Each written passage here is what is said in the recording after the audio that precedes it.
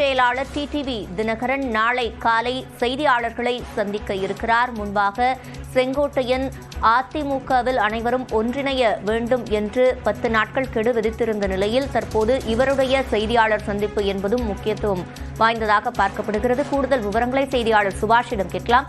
சுபாஷ், விவரங்கள். நேற்று முன்தினம் அம்மா மக்கள் முன்னேற்ற கழகம் தேசிய ஜனநாயக கூட்டணியிலிருந்து வெளியேறியிருப்பதாக கட்சியினுடைய பொதுச் செயலாளர் டிடிவி தினகரன் அறிவித்திருந்தார். அதன் பின்னராக இன்று செங்கோட்டையன் அதிமுகவில் பிரிந்து சென்றவர்கள் அனைவரும் ஒன்றிணைய வேண்டும் என்று சொல்லியிருந்தார். அப்படிப்பட்ட சூழ்நிலையில்தான் மதுரையில் நாளை முக்கிய தேவரனுடைய நிகழ்வு நடைபெற இருக்கிறது. அதில் பங்கேற்பதற்காக மதுரை சென்றிருக்கிறார். நாளை காலை 10:30 மணி அளவில் ஹெரிடேஜ் ஹோட்டல்ல செய்தியாளர்களை சந்திப்பதாக டிடிவி தினகரன் அறிவித்திருக்கிறார். ஏனென்றால் மிக முக்கியமான நிகழ்வுகள் நடந்து கொண்டே இருக்கிறது அதிமுகவை சுற்றி.